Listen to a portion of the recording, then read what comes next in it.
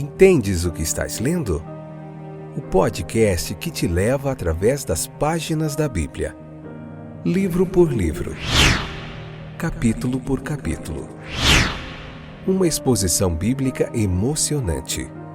Aperte os cintos e embarque comigo nesta viagem.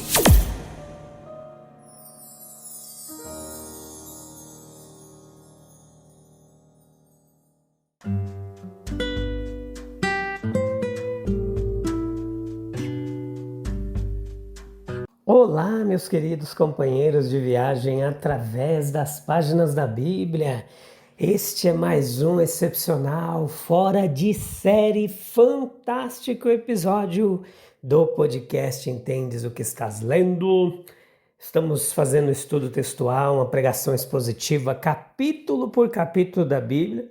Estamos na 9ª temporada, o 9º livro da Bíblia, Deuteronômio capítulo 14, parte 2, episódio de número 724. Deus é bom, Deus continua sendo bom o tempo todo, independente das nossas circunstâncias. Sua bondade não é circunstancial, a sua bondade é um reflexo do seu caráter bondoso.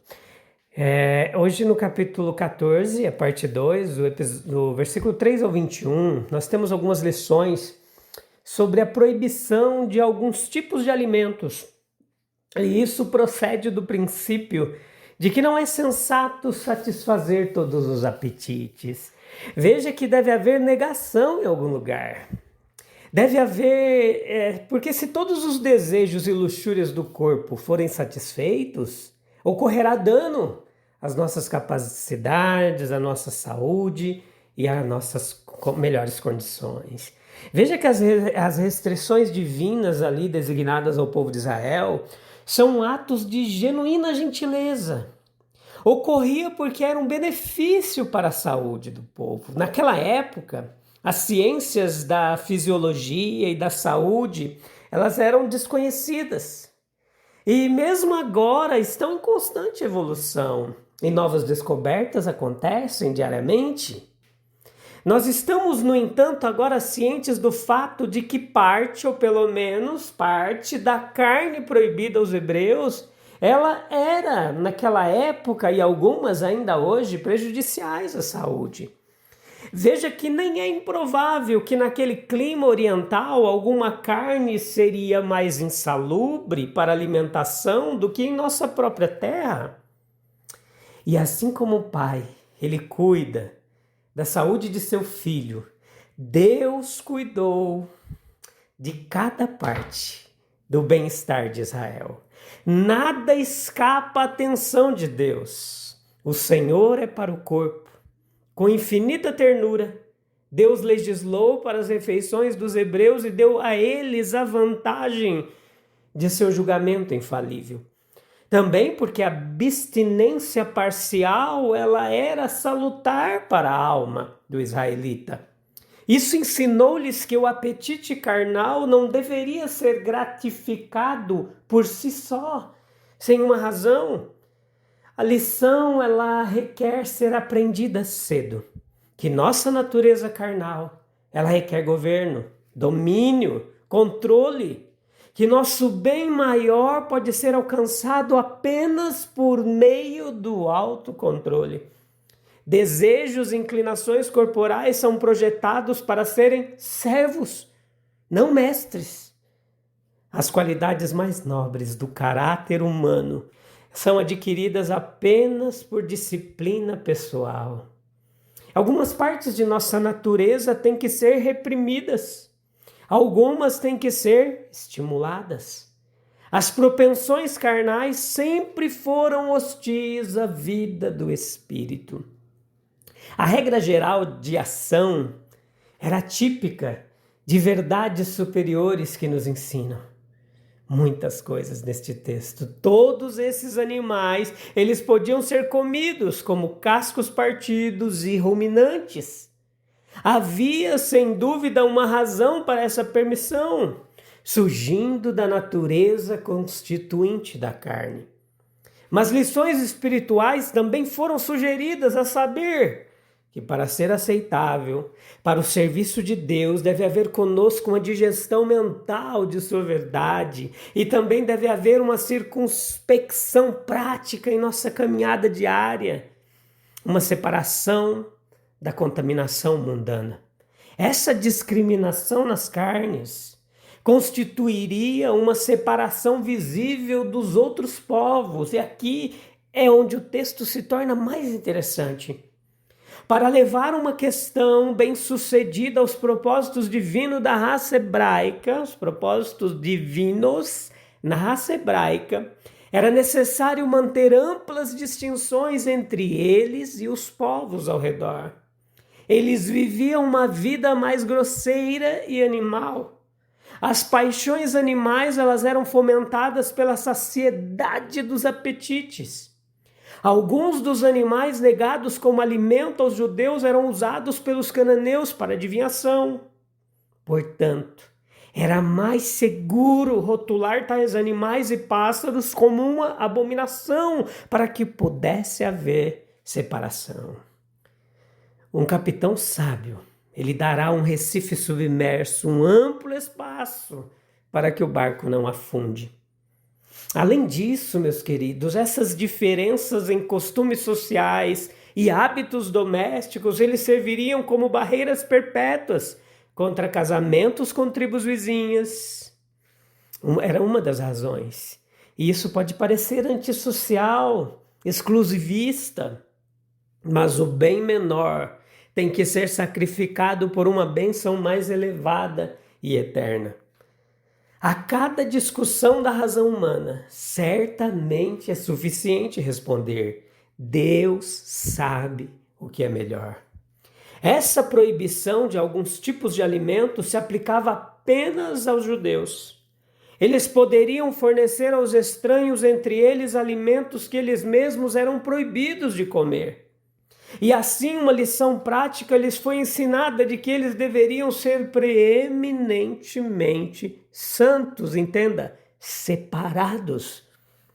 As realizações morais dos outros não deveriam ser os padrões pelos quais eles deveriam medir a sua própria conduta. Mais claramente do que a fala, tal proibição dizia: não se conformem com o mundo, como diz Romanos 12, 2. O que é permitido para os outros fazerem pode ser pecado para mim praticar. Porque isto também servia para a disciplina diária da fé. De primeira importância era que a fé dos hebreus fosse mantida e que sua fé fosse demonstrada de forma prática. Muito claramente, Deus havia assegurado a eles que esta era sua vontade a respeito deles. E quer houvesse ou não qualquer razão para a demanda, como seus servos reconhecidos, eles eram obrigados a obedecer. Tal exigência, ela tinha alguma correspondência com o teste imposto aos nossos primeiros pais. Ao se absterem daquela e de outra carne, eles não fizeram mal a ninguém. Eles não violaram nenhuma lei da natureza, nenhuma lei de Deus.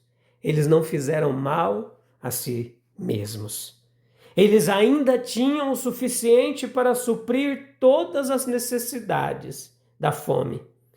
E aqui então estava um verdadeiro teste se os homens simplesmente obedeceriam à palavra de Deus, mesmo que a obediência significasse privação. Esta era a disciplina da fé.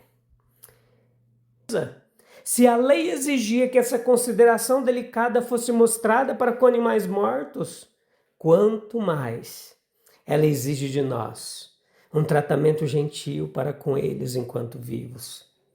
O nosso comportamento em relação a criaturas irracionais, como visto acima, reage sobre nós mesmos. Em certos casos, isso é prontamente percebido. A maioria das pessoas se encolheria diante da mutilação gratuita de um animal morto, mesmo por esporte, e admitiria o efeito reativo de tal ação em amortecer os instintos humanos naquele que a fez.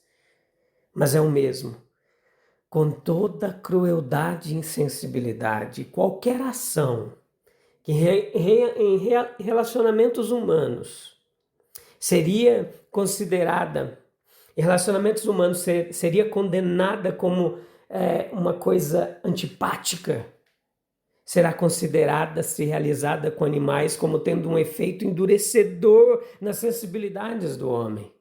Nós podemos levar para nosso comportamento em relação às criaturas irracionais muito dos sentimentos que nos mobilizam em nossas relações pessoais. E quanto mais o fizermos, melhor para nós mesmos.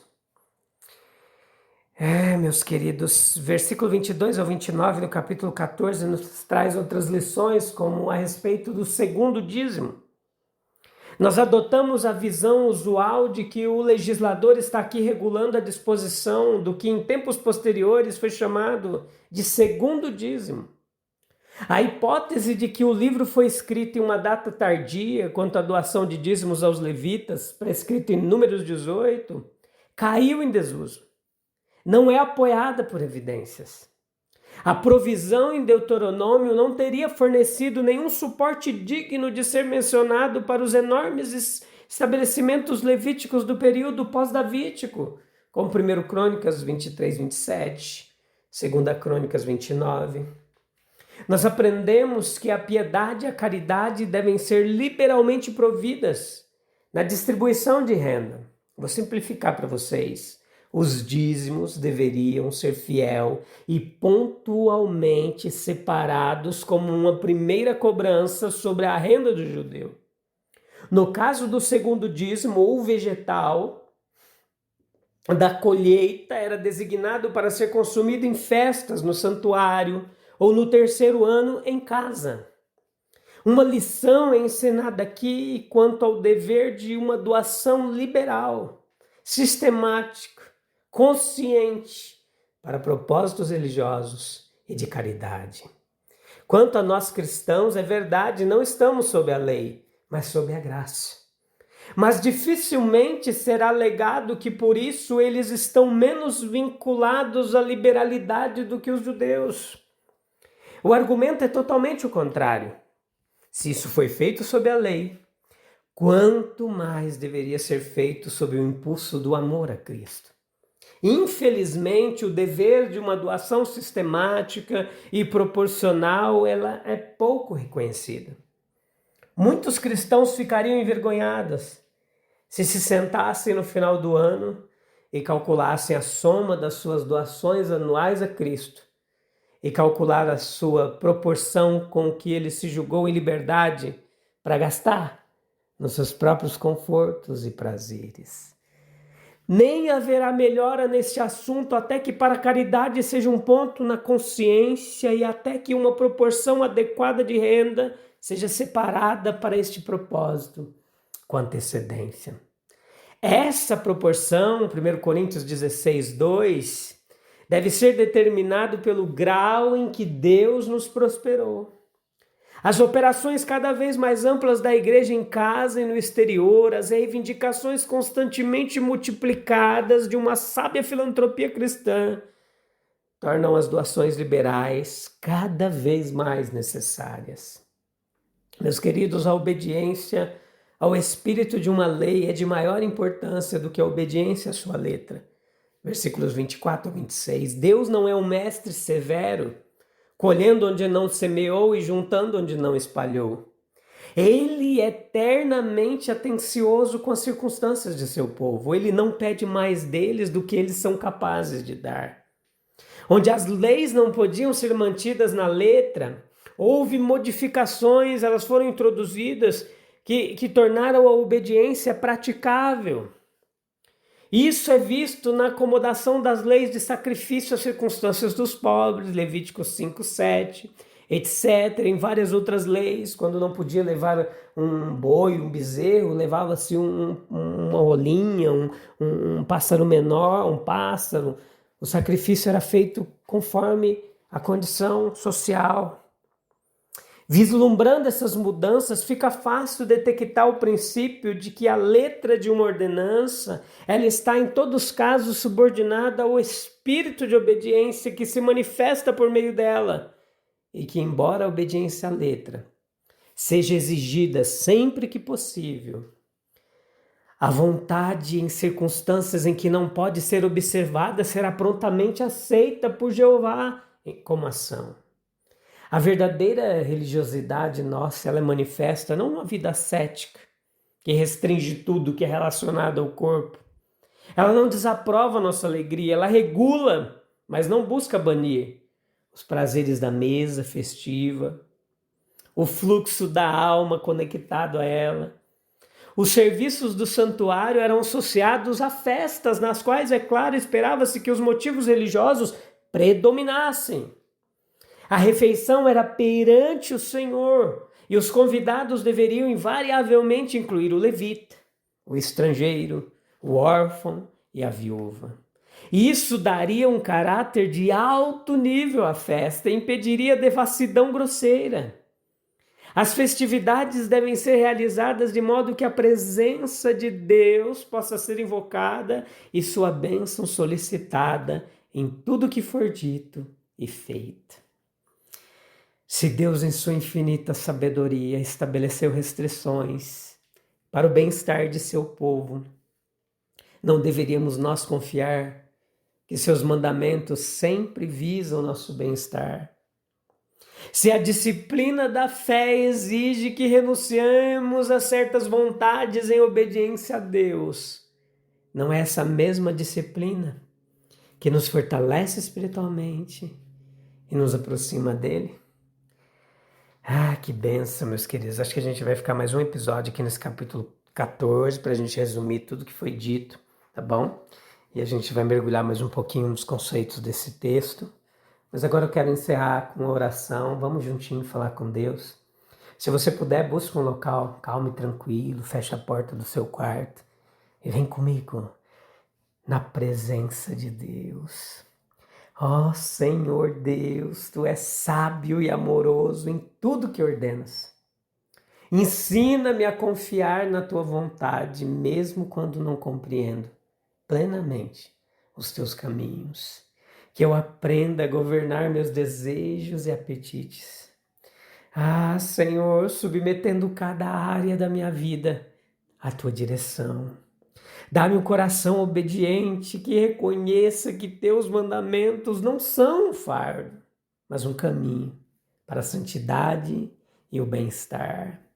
Que minha vida reflita a Tua verdade, que eu seja separado de Ti, para Ti, vivendo de forma digna do chamado que recebi.